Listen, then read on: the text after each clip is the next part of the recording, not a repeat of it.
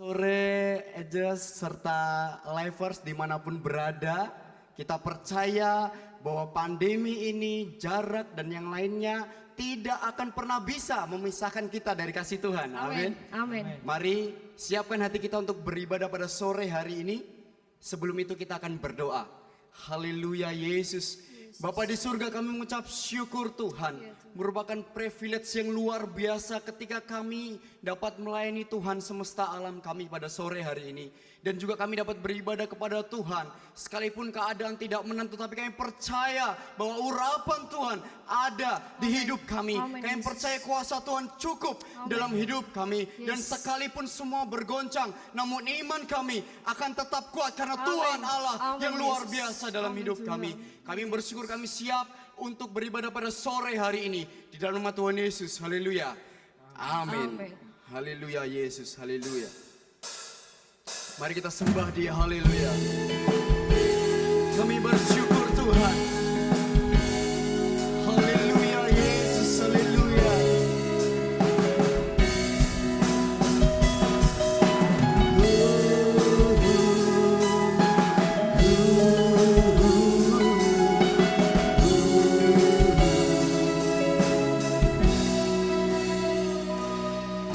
Sekalipun kami berjalan Tuhan,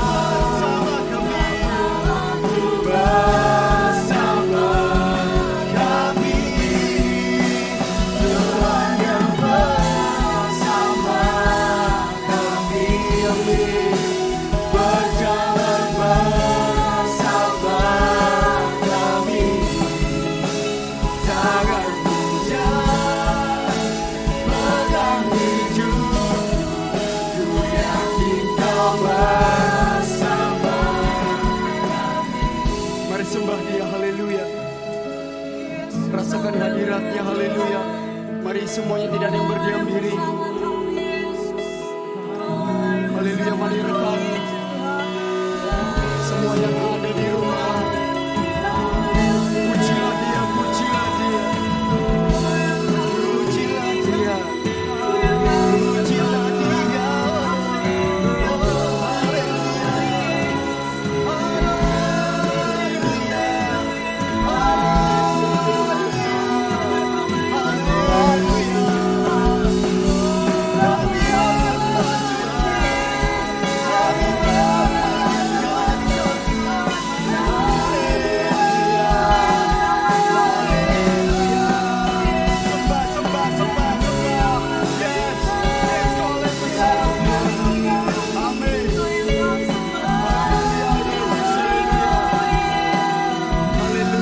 haleluya, Tuhan yang bersama kami, bersyukur, berjalan bersama kami.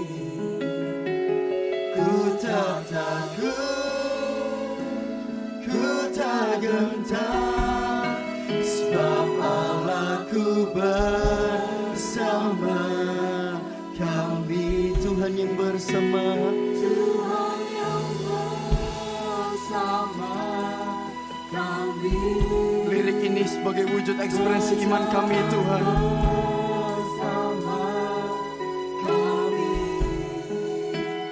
tanganmu yang pegang hidupku, ku yakin kau bersama. Berikan benar bagi nama Tuhan. Haleluya, berkemuliaan bagi Dia. Haleluya. Kita percaya Tuhan adalah kekuatan dan mazmur kita. Haleluya, amin. Mari kita pujikan pujian ini. Haleluya.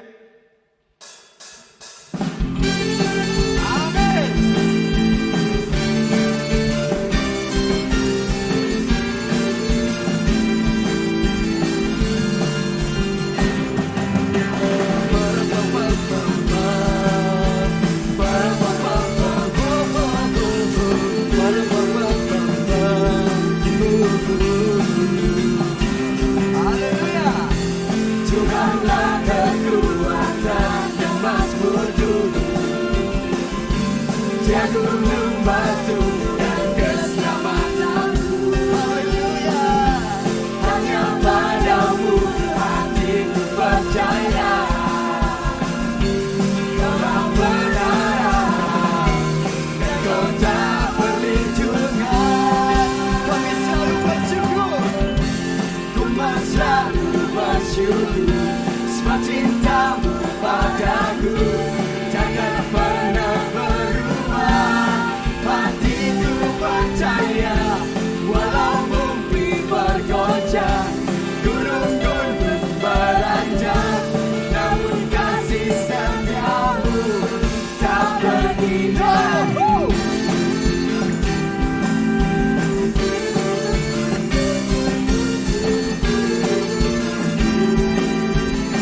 Katakanlah Tuhan kekuatan dan mazmurku. Tuhanlah kekuatan dan mazmurku. Ya gunung batu demi, ya gunung batu dan keselamatanku. Hanya padamu hatiku percaya. Kau benar dan kau tak perlindungan. Ku selalu bersyukur, sebab cintamu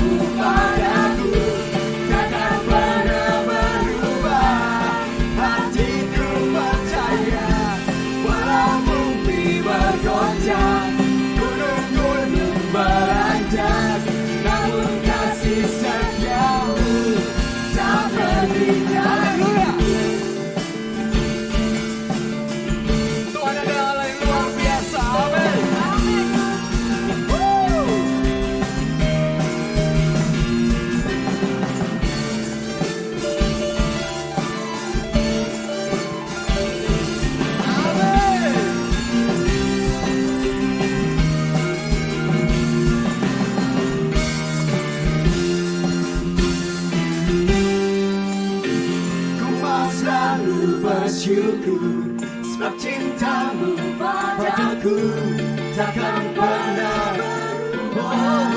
Hatiku percaya walau bumi bergoncang, gunung-gunung beranjak, namun kasih setiamu tak pergi dariku. Ku selalu bersyukur sebab cintamu padaku takkan pernah berubah. Hatiku percaya walau bumi bergoncang, gunung-gunung beranjak, namun kasih setiamu tak pergi dariku. Kasih setiamu tak pergi dariku. Kasih setiamu tak pergi dariku. Tetap bersorak-sorai dan semuanya bagi nama Tuhan. Katakan kami bebas. Ku bebas, bebas, bebas. Karena pengampunannya. Bebas, bebas, bebas. Karena kuasanya. Ku telah bebas, bebas. Dia tinggal di dalamku.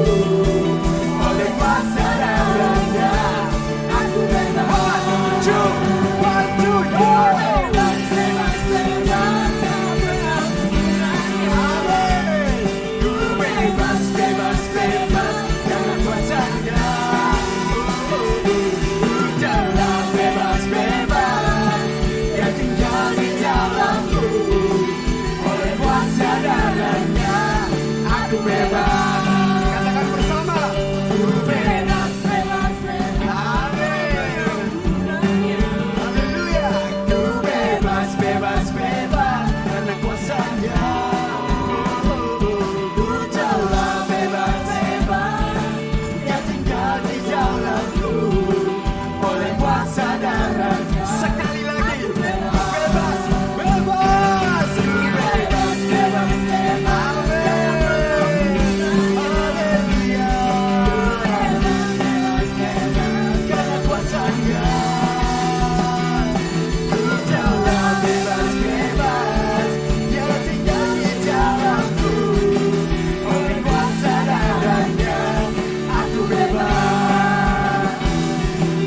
Oleh kuasa darahnya aku bebas. Oleh kuasa darahnya aku bebas.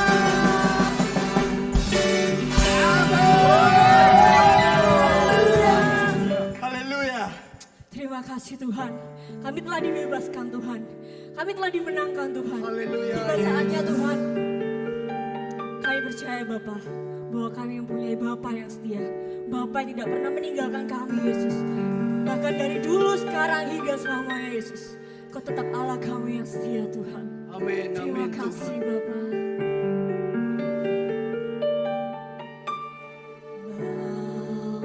Bapa, Kau setia.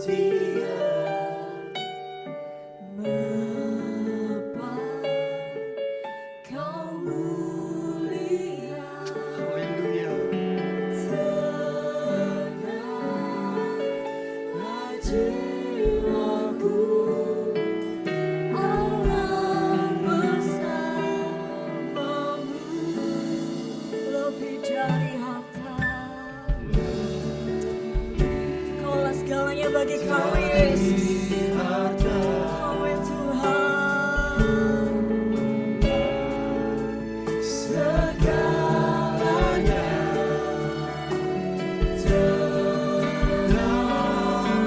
Tenanglah jiwaku dalam hadiratmu. Kau tunjukkan kasih setiamu. Kau menyediakan yang ku perlu. Kau setia, Kau mulia, dulu, sekarang, dan selamanya. Kau tunjukkan kasih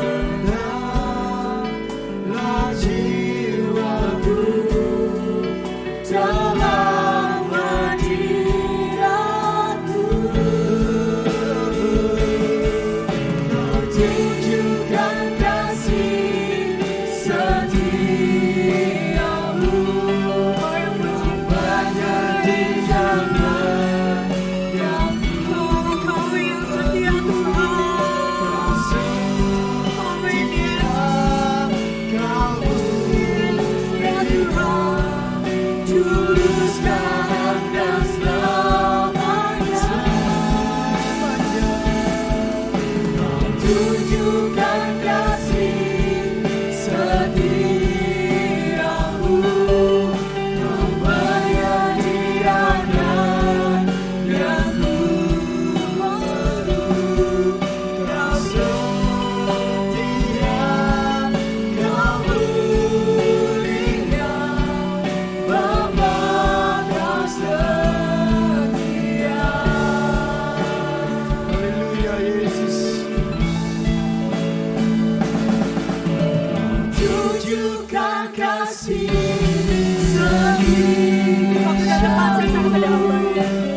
menyediakan yang ku perlu, kau setia, kau mulia, dulu sekarang dan selamanya.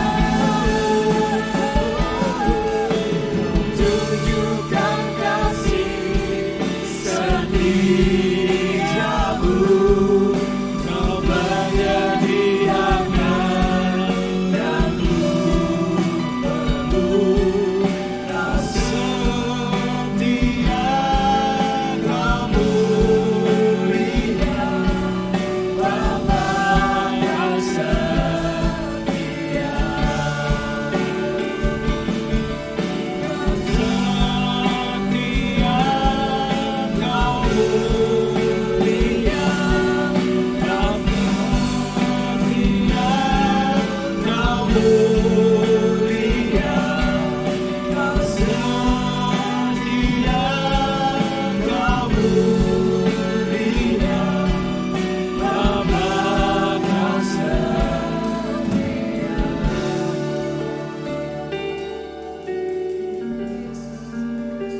Benar Tuhan, Engkau setia bagi kami. Keberadaan kami hingga hari ini karena kesetiaan Tuhan bagi kami. Bersyukur atas napas kehidupan yang Tuhan anugerahkan bagi kami. Bersyukur buat anugerah keselamatan yang Tuhan karyakan bagi kami. Bersyukur buat kesempatan sekali lagi kami melayani Tuhan di masa pandemi ini. Itu semua adalah kasih karunia Tuhan bagi kami. Kami kembalikan segala hormat kemuliaan kami bagi nama Tuhan. Tuhan memberkati buat tim praise worship yang telah menghantar kami untuk masuk dalam hadirat Tuhan, mengalami urapan dan jamahan Tuhan. Dan tiba saatnya kami akan mendengar pesan firman-Mu. Mohon urapan Tuhan atas hamba-Mu dan memberkati buat pesan firman Tuhan yang hamba berdoa menjadi berkat bagi kami semuanya yang setia mengikuti sore hari ini. Di dalam nama Yesus kami mengucap syukur dan berdoa. Haleluya. Amin. Shalom, selamat sore buat rekan muda, Edgers, Lifers, serta sidang jemaat Tuhan. Puji nama Tuhan, bagaimana kabarnya sore hari ini? Luar biasa, Tuhan baik bagi kita. Tema kita sepanjang minggu ini bicara sebenarnya mengenai tertib versus sembrono. Tapi izinkan saya sore hari ini untuk membawa kita kepada sebuah pemahaman yang berbeda mengenai tertib dan inspiratif gitu ya. Jadi tertib dan inspiratif sebenarnya adalah dua kata yang memiliki keterkaitan satu dengan yang lainnya. Saya percaya bahwa ketika seseorang hidup tertib, maka dia akan mendatangkan inspirasi kepada lingkungan atau orang-orang di sekitarnya. Dan yang menjadi pertanyaan bagi kita adalah mengapa ada orang yang sepanjang hidupnya dia tidak pernah bisa menginspirasi orang-orang di sekitarnya. Nah, ini pertanyaan yang menarik. Dan ketika saya coba merenungkan apa yang akan saya sampaikan sore hari ini, saya menemukan satu jawaban bahwa terkadang orang gak bisa menjadi inspirasi bagi lingkungan di sekitarnya karena hidupnya tidak tertib.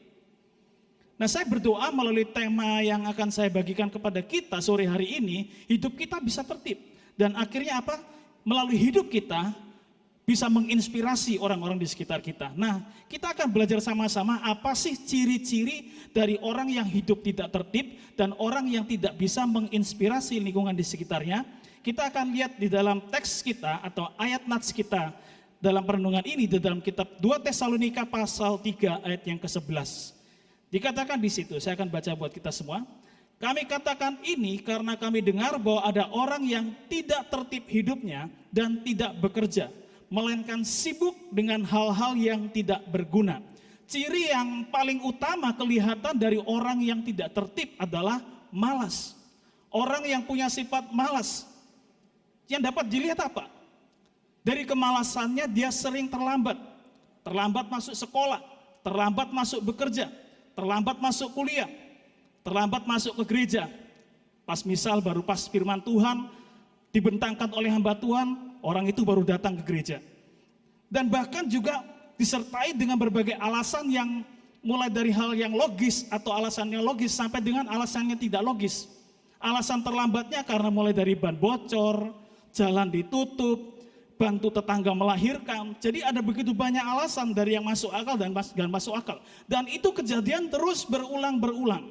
Nah, di dalam teks kita jauh lebih keras lagi, memakai kata ataktos. Ataktos adalah seorang pemalas yang bahkan dalam hidupnya dia nggak mau bekerja sama sekali. Nah, sikap malas itu membawa pengaruh negatif bagi lingkungan yang produktif. Dan kemalasan itu ibarat seperti satu ragi di dalam sebuah adonan yang akan sangat berpengaruh pada kualitas kerajinan dari lingkungan di sekitarnya. Satu orang saja berperan sebagai pemalas dalam satu lingkungan akan sangat berdampak bagi lingkungan di mana dia tinggal. Amsal 18 ayat yang ke-9 berkata, orang yang bermalas-malas dalam pekerjaannya sudah menjadi saudara si perusak. Bukankah itu yang terjadi hari-hari ini di sekitar orang-orang percaya, di sekitar kita? Bagaimana rumah tangga bisa rusak karena apa? Karena suami malas bekerja. Kenapa rumah tangga bisa rusak? Kenapa? Karena istri malas mengurus anak-anak. Bisa juga di dalam usaha atau pekerjaan. Kenapa usaha atau pekerjaan bisa bangkrut? Karena mungkin para pegawai malas, tidak lagi produktif di dalam bekerja.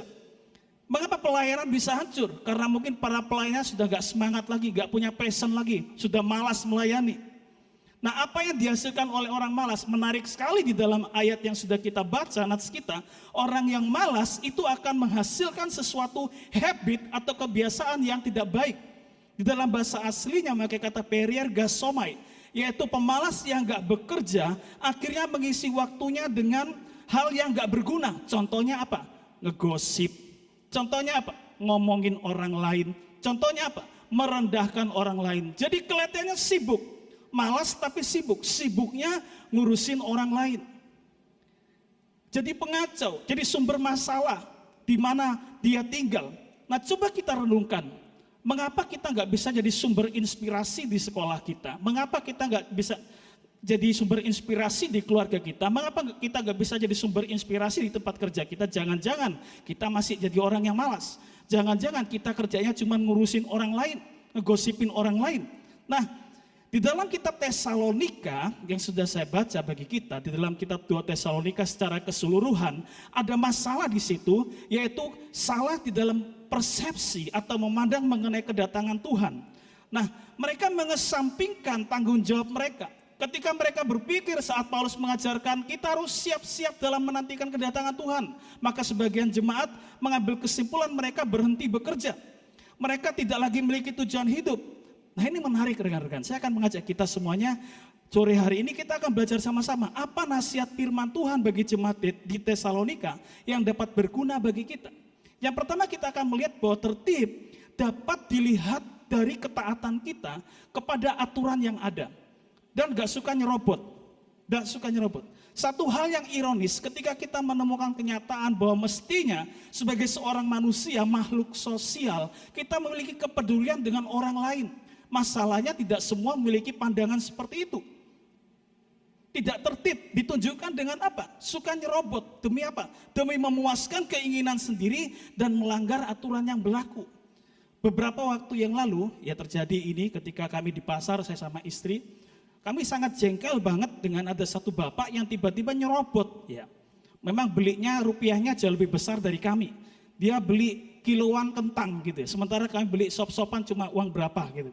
Tapi tiba-tiba setelah kami sudah antri cukup lama, tiba giliran kami yang dijualkan, tiba-tiba bapak ini nyerobot dan bawa plastik dan isi kentang tinggal ditimbang. Waduh, saya sebagai manusia, bahkan sebagai seorang hamba Tuhan pun rasa panas juga. Ini kok aneh nih, baru-baru datang langsung nyerobot gitu. Dan diladeni oleh penjual lagi. Ya gemes gitu, antara marah gitu. Ada yang gak tertib seperti itu. Nah, satu kali juga saya mengalami ketika saya ajak anak saya nomor 1, saya ajak ke mall, kami masuk lift, dan di situ juga ada satu, saya pikir pegawai dari mall itu karena pakai seragam uniform dari salah satu instansi dari mall di situ. Nah, ketika kami sudah masuk ke lantai yang sudah kami tuju, pas kami keluar, memang kami jumlahnya cuma bertiga, saya, anak pertama, dan juga pegawai mall itu. Dan yang menunggu di luar yang akan masuk ke lift itu sekitar 10 sampai 12 orang. Lah yang anehnya yang 12 orang ini gak mau ngalah, gak mengizinkan kami keluar dulu. Jadi seperti orang mau perang, yang satu pengen keluar, yang satu pengen masuk. Jadi cukup lama itu sampai akhirnya satu satpam mengatakan, tolong Pak, Bu, yang di dalam keluar dulu, baru masuk dari luar yang ke dalam. Waduh, saya pikir ini begitu luar biasa ya, tidak tertibnya orang-orang dalam hidup di dunia ini ya. Itu terjadi di sekitar kita hari-hari ini. Nah, intinya apa? Nasihat firman Tuhan kita akan mengajak sama-sama di dalam kitab, membuka dalam kitab 2 Tesalonika pasal 3 ayat 12. Bagaimana kita bisa menginspirasi di dalam hidup kita tertib kepada sesama. Di dalam 2 Tesalonika pasal 3 ayat 12 dikatakan, orang yang demikian kami peringati dan nasihati dalam Tuhan Yesus Kristus, supaya mereka tetap tenang.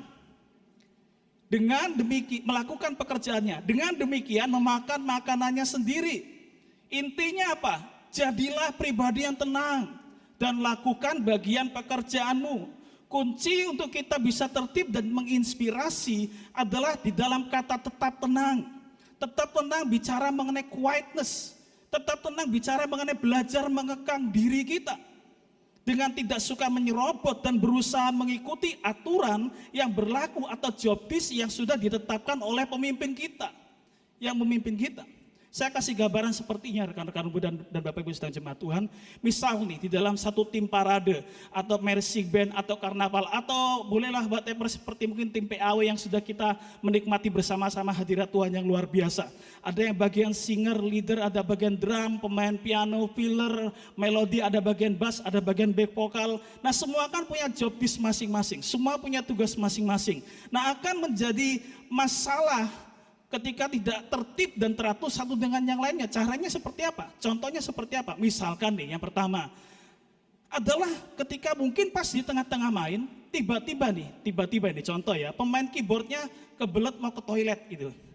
Nah ini di tengah-tengah tim PAW tiba-tiba mau ke toilet, lah akhirnya kan juga bubar gitu loh. Jadi gak bagus gitu loh kelihatannya ketika tiba-tiba harus keluar dari barisan. Nah tertib terjadi ketika kita gak keluar dari barisan itu. Lalu apa yang lainnya? Misalkan nih, kita sudah sepakat semua, kita pakai nada dasar A gitu ya. Tiba-tiba yang pemain bass nih, karena semangatnya dia lupa dia pakai nada dasar F gitu. Waduh, jadi kacau, yang lain A dan dia F gitu. Nah, jadi dia sudah melanggar, dia keluar dari kesepakatan yang sudah disepakati bersama.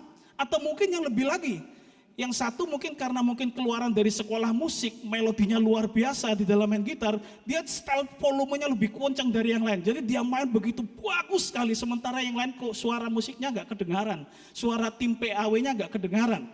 Nah itu jadi masalah ketika itu terjadi di tengah-tengah komunitas yang kita tinggali bersama-sama. Orang yang tidak tenang, dia gak akan pernah bisa jadi sumber inspirasi di mana dia ditempatkan. Nah inspirasi bicara soal apa? Bicara mengenai kita bisa memaksimalkan potensi kita. Bicara kita bisa jadi berkat bagi orang lain. Di kalimat selanjutnya dikatakan, dan dengan demikian makan makanannya sendiri. Artinya bahwa ada bagianmu sendiri yang bisa kau berikan kepada Tuhan. Langkah apa yang bisa kita lakukan? Yang paling penting pertama adalah temukan potensimu.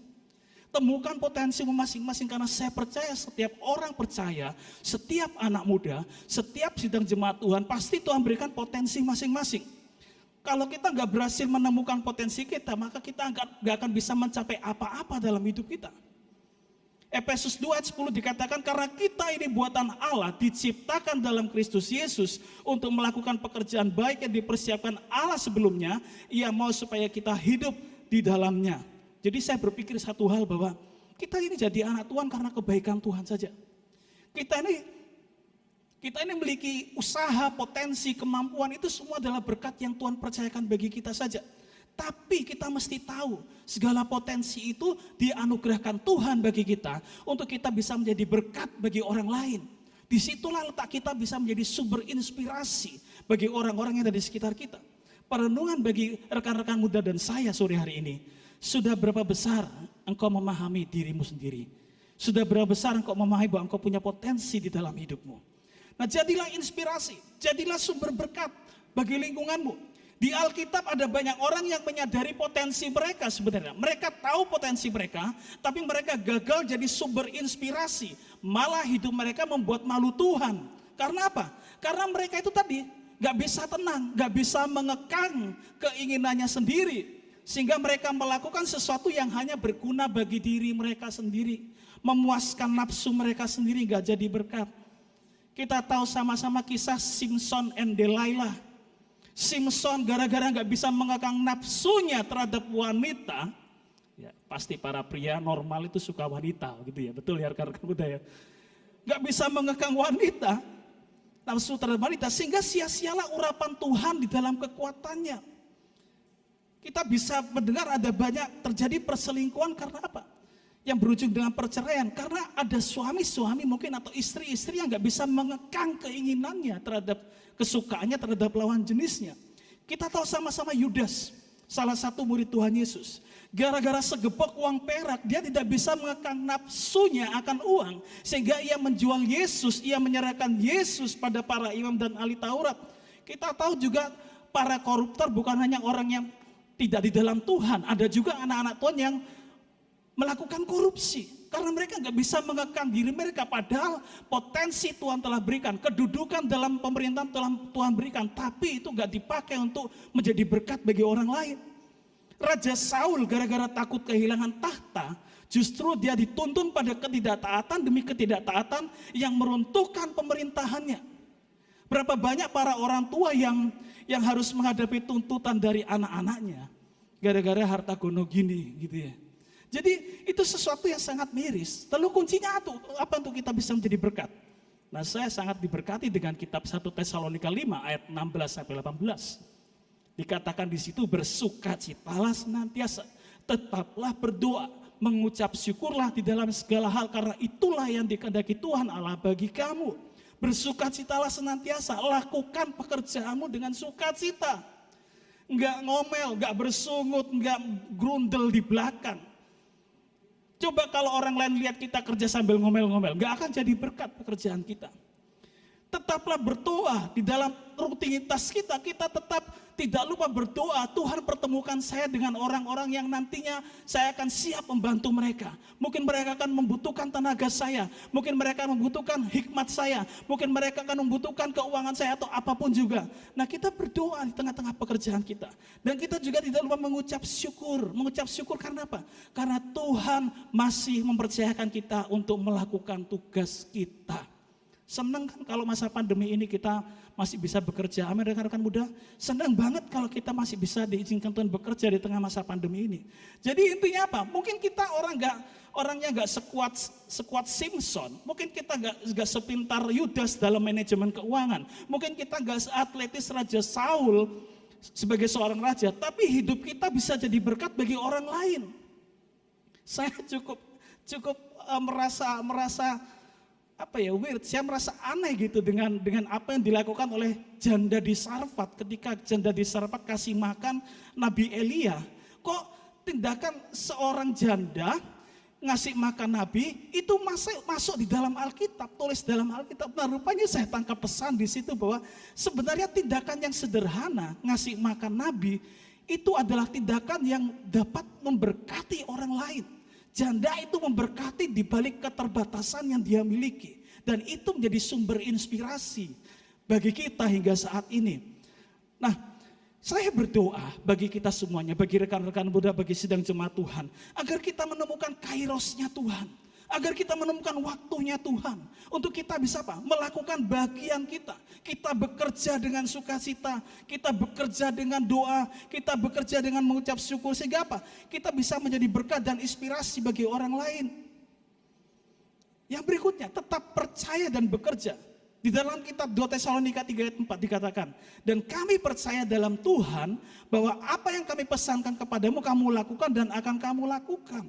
Nah, Tuhan menegur jemaat di Tesalonika karena kelihatannya mereka membela Yesus dengan menyembunyikan sikap malas di balik kedok menantikan kedatangan Tuhan. Mereka berpikir saya nggak usah kerja karena kerja itu nggak rohani banget gitu. Jadi mereka mengkotak-kotakan antara rohani dan bekerja. Nah, ini menjadi masalah, ini menjadi suatu ironis karena akhirnya apa, mereka yang nggak bekerja ini mereka jadi beban bagi jemaat-jemaat Tuhan yang waktu itu sedang bekerja. Dari mana mereka makan? Dari jemaat-jemaat Tuhan yang bekerja. Nah, kita temukan banyak ironis-ironis dalam kehidupan kita hari-hari ini.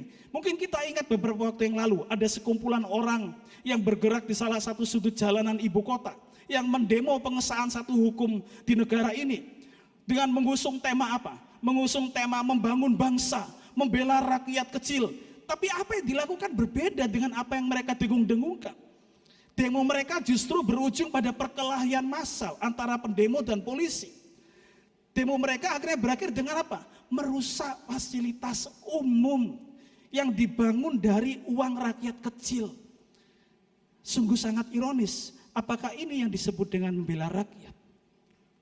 Ironis dalam kitab Tesalonika apa di bagian ini? 2 Tesalonika 3 ayat 4, ironis sekali kalau ada anak Tuhan yang mencoba mengkotak-kotakan antara urusan iman dengan pekerjaan. Rekan-rekan muda bisa tangkap ya. Jadi ironis sekali kalau ada orang yang mengkotak-kotakan antara iman dan kerja. Mengkotak-kotakan antara hari Minggu dengan hari Senin sampai Sabtu. Tidak bisa seperti itu mengikut Yesus. Di dalam 2 Tesalonika 3 ayat 6 sampai 10 nanti bisa baca kita masing-masing di rumah. Paulus dengan luar biasa menjelaskan hubungan antara iman dengan pekerjaan. Itu sesuatu yang gak bisa dikotakan, itu sesuatu yang gak bisa dipisahkan. Justru karena Paulus beriman kepada Tuhan, maka ia suka bekerja keras. Justru karena Paulus beriman kepada Tuhan, dia mencukupkan kebutuhan hidupnya sendiri, gak bergantung pada orang lain. Justru karena ia beriman pada Yesus, dia gak mau jadi beban bagi orang lain. Sampai akhirnya Paulus dalam firman Tuhan mengeluarkan quotes yang luar biasa. Dikatakan seperti ini, jika seorang gak mau bekerja, janganlah ia makan. Luar biasa gitu ya. Jadi kita nih sebenarnya hakikat manusia adalah bekerja, rekan-rekan muda. Sidang Bapak Ibu sidang jemaat. Di dalam kitab Kejadian pasal pertama ayat 26 sampai 28 dikatakan waktu Tuhan menciptakan kita sudah diberikan gambar dan rupa Allah. Tuhan memberikan kita daya cipta supaya kita bisa bekerja, supaya kita bisa bekerja dengan memberikan nilai baik di hadapan Tuhan. Kita bekerja dengan apa? Dengan membawa sifat Allah. Kita berkata-kata seperti Allah ketika kita bekerja. Kita punya karakter seperti Allah ketika kita bekerja. Kita berkepribadian seperti Allah ketika kita bekerja. Kita tahu membedakan mana yang benar, mana yang salah. Jadi apa yang kita kerjakan hari-hari ini sebenarnya adalah cerminan dari kerajaan Allah di dalam hidup kita. Masalahnya adalah apa? Kadang-kadang kita keliru memandang atau membedakan antara kerja dengan iman.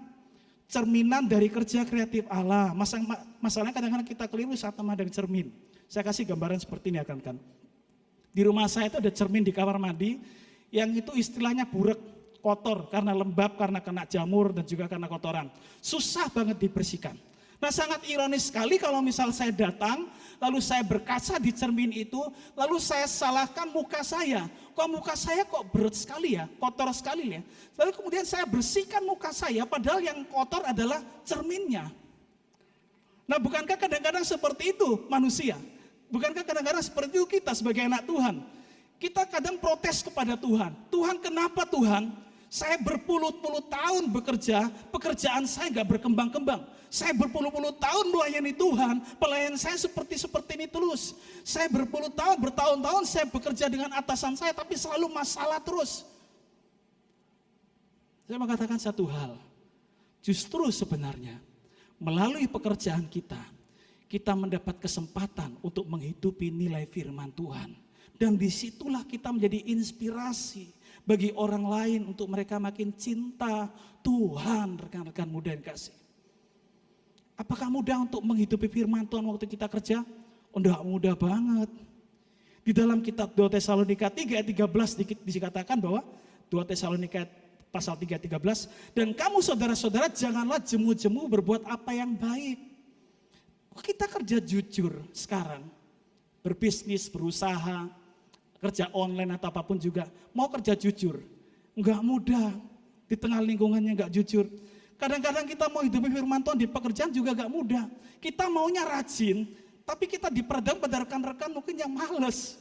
Itu fakta, kenyataan di lapangan. Kita mau kerja keras, tapi justru bos atau pimpinan kita memperhatikan orang-orang yang males. Nah itu terjadi di sekitar kita, enggak mudah. Sehingga apa, di dalam kitab 2 Tesalonika pasal 3:13, di situ dijelaskan kondisi yang jemu-jemu. Dikatakan yang pertama bicara mengenai to be utterly spiritless. Kadang-kadang kita akan masuk dalam situasi yang tanpa roh. Kita menjadi dingin cinta kita kepada Tuhan. Karena kita pikir gak masuk akal Tuhan gak sayang saya. Saya sudah rajin, malah bos saya perhatikan orang yang gak rajin.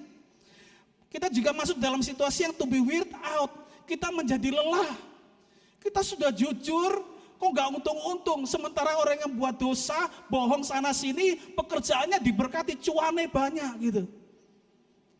Kita juga bisa mengalami dalam kondisi yang exhausted. Yang berarti kita mengalami payah, kita mengalami kehabisan tenaga. Sampai pada titik terendah seperti itu.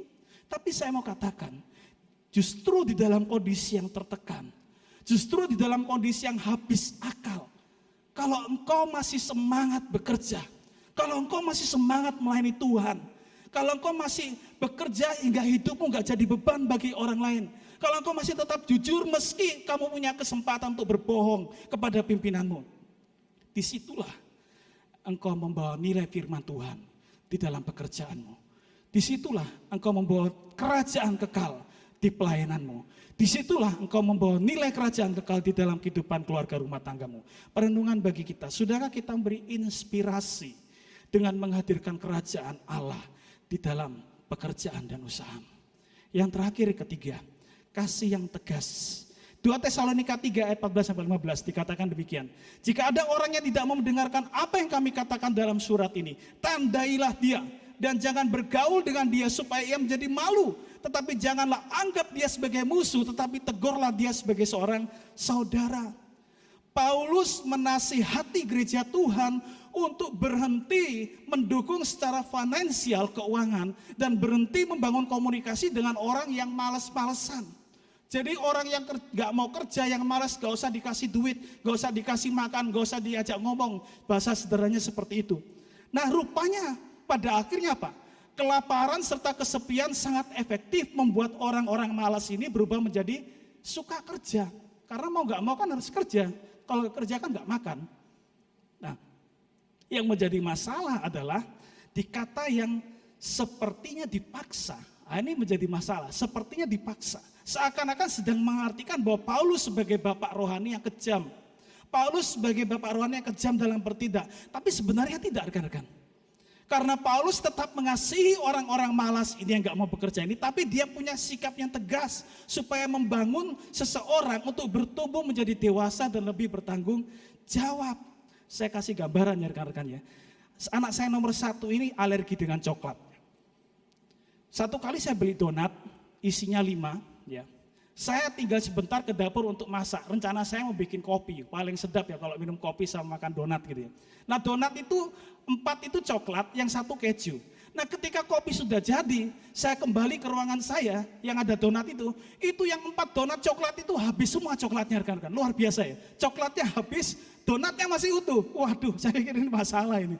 Sebenarnya bahwa dia gak boleh makan coklat, dia harus konsumsi sari deli. Nah akhirnya kami putuskan, saya dengan istri, oke sekarang kita harus memaksa dia, kita harus memaksa dia. Sepertinya dia harus dipaksa untuk stop dulu coklat dan harus konsumsi sari deli supaya alerginya gak kumat. Nah apa yang terjadi ketika kami para orang tua memaksa anak kami? Yang terjadi apa? Dia protes, dia mogok, gak mau makan rekan-rekan, gak mau makan 1 hari itu. Yang terjadi apa? Dia nangis. Nah perasaan orang tua gimana? Gak tega. Lihat anak nangis sampai gak makan 1 hari gak tega.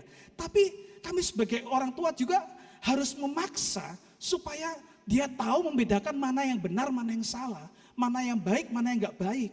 Kasih yang tegas Perhatikan ya rekan-rekan ya. Kasih yang tegas tidak selalu memberikan apa yang diminta, tapi memberikan apa yang paling dibutuhkan. Disitulah kita bisa memahami arti dari ketabahan Kristus. Saya undang leader singer pemain musik bisa maju ke depan. Ketabahan Kristus di dalam 2 Tesalonika 3 ayat yang kelima, bukan sikap sabar yang pasif menunggu masalah selesai dengan sendirinya. Kadang-kadang ada orang tua berpikir, ya sudahlah, nanti berjalan waktu anak akan sadar gitu ya, tahu membedakan mana yang coklat, mana yang seredere, mana yang boleh dimakan atau enggak boleh dimakan. Enggak bisa. Kalau kita ada masalah, kita mesti tegas. Kita enggak bisa mengatakan nanti seiring waktu akan selesai masalahnya. Ketabahan Kristus juga bukan bicara mengenai membelakangi masalah, berlindung pada punggung seseorang. Kita berpikir kita akan mengandalkan orang lain nih, karena mungkin anak saya takut dengan kakeknya, oke saya akan panggil kakeknya untuk bisa ngomongin dia, supaya dia mau taat, supaya dia tahu membedakan mana yang baik, mana yang salah. Enggak seperti itu juga ketabahan Kristus. Tapi ketabahan Kristus adalah apa? Ketabahan Kristus adalah kita membesarkan hati kita untuk terus-menerus berjalan di tengah badai. Untuk kita memaksa dia supaya dia bisa bertumbuh menjadi anak yang disiplin. Walau kita sebagai orang tua enggak tega, tapi kita seakan-akan tega supaya dia bisa bertumbuh dewasa, bisa membedakan mana yang baik dan mana yang salah. Saya tutup dengan statement ini. Tuhan mungkin tidak selalu memberi situasi hidup yang terbaik menurut kita. Tapi Tuhan terkadang membentuk kita untuk menjadi pribadi yang jauh lebih baik di tengah keadaan yang tidak baik menurut kita. Inspirasi justru lahir ketika engkau bertahan, tetap bertahan di dalam situasi yang tidak menyenangkan, di dalam barisan pasukan yang terluka. Walau sudah enggak ada dasar untuk tetap bertahan, engkau tetap bertahan di situ. Disitulah engkau memberi inspirasi bagi dunia, bagi orang yang melihat, bagi keluargamu, bagi tim pelayananmu, bagi rekan kerjamu, bahkan bagi Tuhan di surga. Mari kami akan berdoa buat rekan-rekan muda yang kasih Tuhan. Kita akan naikkan pujian ini. Haleluya. Ku datang ya Bapa dalam kerinduan. Mari kita datang kepada Tuhan, memohon belas kasih Tuhan untuk memberkati kita. Ku datang ya Bapa Dalam kerinduan. Kami datang di dalam kerinduan kami kepada Tuhan. Haleluya. Oh, ini doa kami Tuhan. Semua yang kami miliki Tuhan, potensi kami, kemampuan kami, akan kami bawa untuk menjadi berkat bagi orang-orang di sekitar kami. Potensi kami bukan untuk kami, tapi untuk orang-orang lain. Jadikan kami sebagai alat-Mu Tuhan.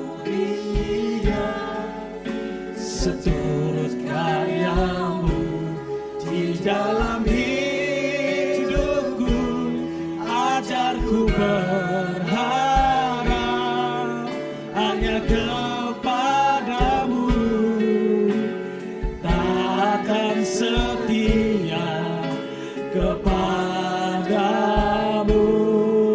Tuhan. Kita naikkan pujian sekali lagi sambil kita berdoa kepada Tuhan. Ku datang ya Bapa. Haleluya. Hamba berdoa Tuhan buat rekan-rekan muda yang saat ini mengangkat tangannya di tempat mereka berdiri. Mungkin mereka sebelum-sebelumnya memiliki potensi, tapi mereka kepentingan mereka sendiri. Biarlah kami belajar Tuhan, melalui potensi kami mau memberkati orang lain. Kami menjadi sumber inspirasi di mana Tuhan tempatkan kami. Jadikan aku indah yang kepadamu, Dia seturut karya-Mu di dalam hidupku, ajarku berharap hanya kepadamu, tak ada setia kepada. Jadikan kami indah, haleluya. Jadikan aku indah yang kepadamu, Dia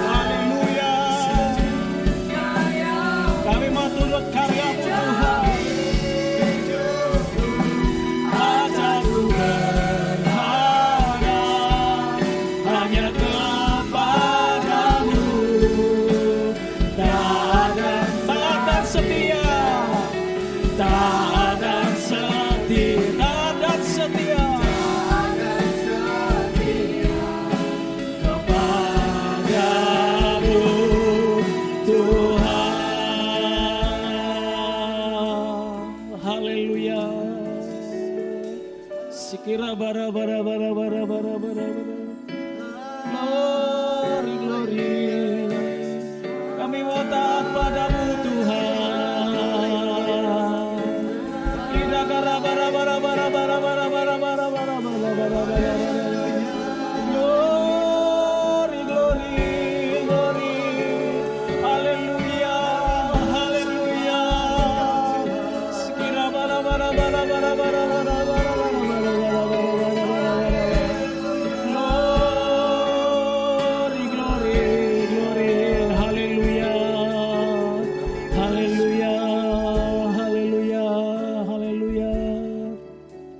Tuhan ampuni kami Tuhan. Jikalau ada di antara kami rekan-rekan muda atau sidang jemaat-Mu yang kami masih menyanyiakan potensi kami hanya untuk kepentingan kami sendiri. Firman-Mu telah dibentangkan bagi kami agar membuka mata hati kami, pikiran kami yang tertutup selama ini, bahwa potensi yang sudah Tuhan berikan, entah itu kedudukan, entah itu kuasa, entah itu waktu, entah itu dana, entah itu tenaga, adalah untuk kami bisa memberkati orang lain. Ampuni kami Tuhan. Dan Tuhan juga tolong kami Tuhan, jikalau hari-hari ini kami merasa lelah, kami merasa exhausted, kami merasa sudah kehabisan semangat, kehabisan akal, di tengah-tengah keluarga rumah tangga kami, di tengah-tengah usaha pekerjaan kami, di tengah-tengah pelayanan kami. Kuatkan iman kami Tuhan untuk terus berharap kepada Tuhan. Kuatkan iman kami Tuhan untuk terus berdoa, bertekun di dalam ibadah kami, dalam doa kami. Karena itulah yang buat kami bisa menginspirasi orang lain. Semangat kami untuk tetap bertahan di dalam kondisi itu. Semangat kami untuk terus melangkah maju di dalam kondisi itu. Yang buat kami bisa menginspirasi orang-orang di sekitar kami. Kuatkan lutut yang mulai goyah Tuhan. Bangkitkan lagi semangat yang mulai pudar Tuhan. Tuhan tolong kami Tuhan, rekan-rekan muda-Mu, sidang jemaat-Mu, untuk kami tetap Tuhan ada di dalam perkenanan Tuhan. Terima kasih Tuhan, hamba-Mu sudah selesai berbicara. Tapi bila Roh Kudus Tuhan terus bergerak di dalam hati kami, menyempurnakan pesan firman-Mu, sehingga kami menjadi pribadi yang dewasa dan berkenan di hadapan Tuhan. Terima kasih Tuhan, terima kasih. Terima kasih Yesus. Jadikan aku indah yang kepadamu lihat.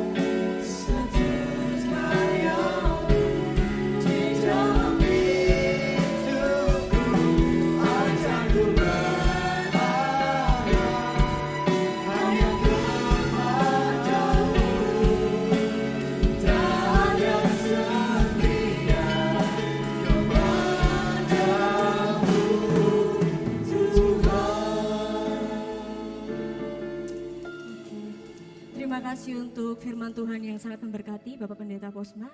Dan sebentar kita akan memberikan korban persembahan, tapi sebelumnya kita berdoa terlebih dahulu. Terima kasih Bapak untuk semua kebaikan-Mu dalam hidup kami Yesus. Dan sebentar kami akan memberikan korban persembahan kami Tuhan. Sucikan dan kuduskanlah Tuhan. Berikan kami ketulusan hati untuk memberikan yang terbaik hanya bagi-Mu Yesus. Kami siap memberikan yang terbaik hanya bagi-Mu Tuhan. Hanya di dalam nama Tuhan Yesus Kristus. Haleluya. Amin. Oke, bagi saudara-saudari yang ingin memberikan korban persembahan, bisa melalui transfer di GSJA Ebenezer dan nomor rekening sudah ada di layar kaca saudara.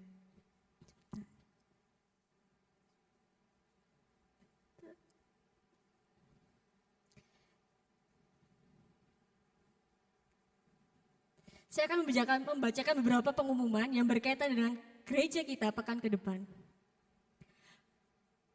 Pada tanggal 20 November, kita akan kembali bersama-sama bergabung untuk mengikuti ibadah doa malam, acoustic worship, live on channel YouTube, yaitu GSJA Ebenezer pukul 7 malam.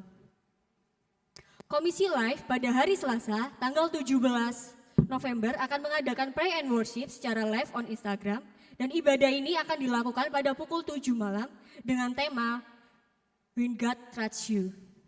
Dan pembicara yaitu Pastor Yan Yohana. Kami mengundang untuk saudara untuk bergabung dalam ibadah pray and worship yang diadakan oleh Komisi Live. Pada hari Sabtu tanggal 21 November pukul 7 malam, kita akan bersama-sama mengikuti host family bersama Gembala Sidang Bapak Teguh Kurniawan. Dan kita bersama-sama akan diberkati dengan firman Tuhan dan kesaksian yang menguatkan kita.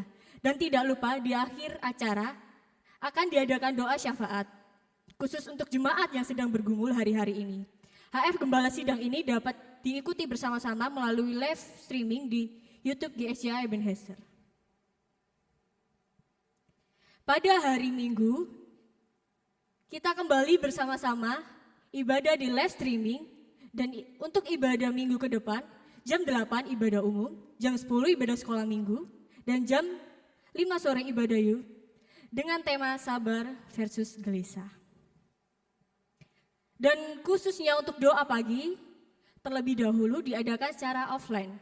Diadakan pada hari Selasa sampai Rabu pukul 5 pagi sampai 6 pagi. Selain diadakan secara offline, doa pagi juga dilakukan secara online, tetap sama yaitu di YouTube GSCA Ebenezer. Dari Departemen Sosial Gereja, terus memberikan kesempatan bagi Bapak, Ibu, Saudara-saudari yang ingin membantu saudari-saudari kita yang mengalami kesulitan ekonomi sehubungan dengan pandemi COVID-19 dengan cara berdonasi melalui rekening atas nama GSCA Ebenezer dengan nomor rekening di layar saudara. Dan kami juga mengucapkan terima kasih untuk saudara yang telah menyalurkan berkat kepada jemaat-jemaat yang membutuhkan, bahkan juga sudah memberkati gereja-gereja yang ada di Surabaya ini. Jadi bisa dilihat, itu foto-foto dari donasi Bapak Ibu, saudara-saudari yang telah berdonasi di GSCA. Dan kemudian untuk informasi selanjutnya, host family secara fisik untuk sementara ini ditiadakan. Dan saudara bisa mengikuti HF online menggunakan aplikasi Zoom. Bisa menghubungi saudari Kevin dengan nomor HP yang tertera di layar saudara. Dan untuk pelayanan diakonia, bagi Bapak Ibu yang akan melakukan penyerahan anak dapat menghubungi Bapak David Kurniawan. Kemudian untuk baptisan air dapat menghubungi Bapak Pendeta Pujiono atau Ketua Wilayah atau Ketua Area. Dan untuk pernikahan dapat menghubungi Bapak Pendeta Andreas Purnomo.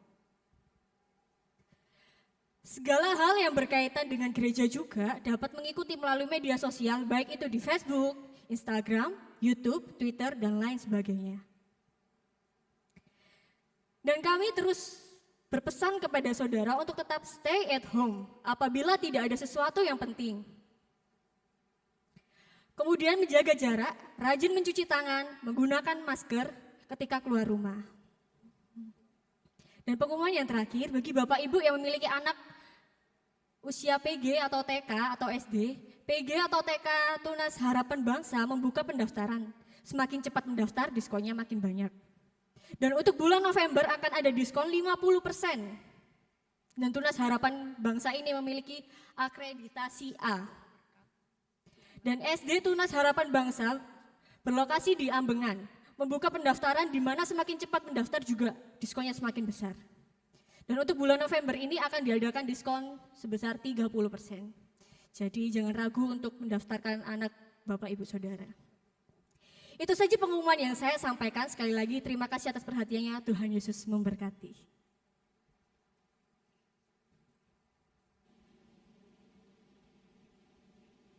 Haleluya. Kita sudah di penghujung ibadah kita sore hari ini dan kita akan menutup di dalam doa. Mari kita satu dalam doa. Bapak, kami mengucap syukur kepada Tuhan, Tuhan baik bagi kami. Kami sudah mengalami lawatan kuasa Tuhan, pesan Tuhan sudah disampaikan bagi kami, dan doa-doa syafaat kami sudah dinaikkan bagi Tuhan. Kami percaya apa yang kami doakan Tuhan pasti akan menjawab tepat pada waktunya. Tuhan tolong kami Bapa, sepanjang minggu yang berjalan ke depan kami akan mengalami kasih karunia demi kasih karunia yang Tuhan anugerahkan bagi kami.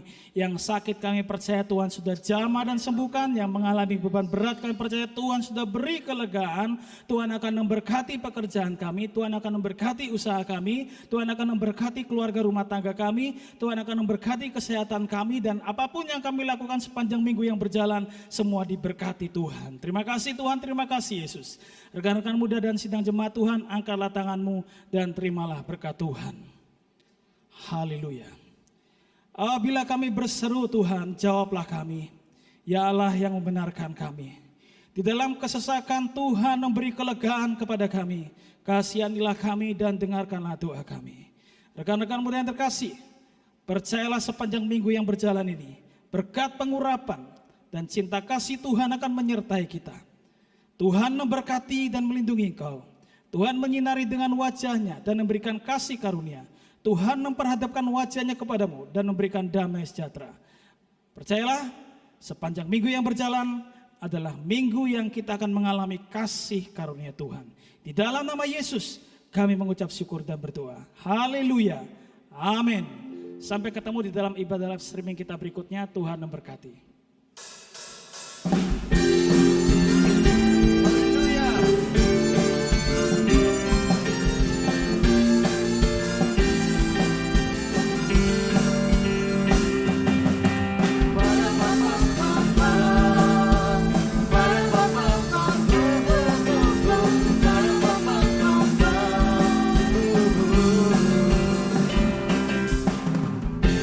Tuhanlah kekuatan dan masburku, Dia gunung batu dan keselamatanku. Hanya padamu hatiku percaya, Kaulah menara dan kota perlindungan. Ku mau selalu bersyukur sebab cintamu padaku takkan pernah berubah. Hatiku percaya walau bumi bergoncang, gunung-gunung beranjak, namun kasih setiamu tak pergi dariku.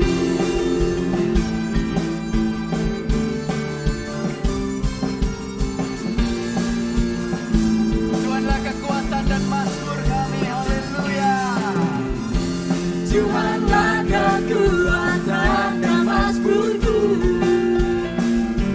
Dia gunung batu dan keselamatanku. Hanya padamu hatiku percaya, Kaulah menara dan kota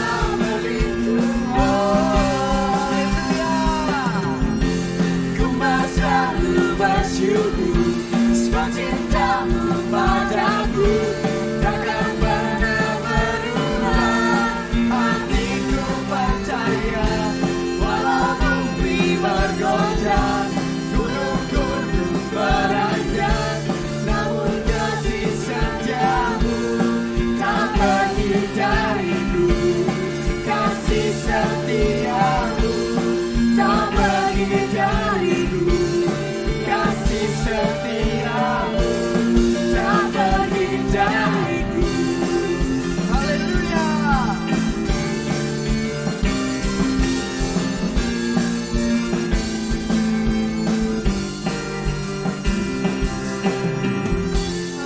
Haleluya, selamat hari Minggu, Tuhan Yesus memberkati.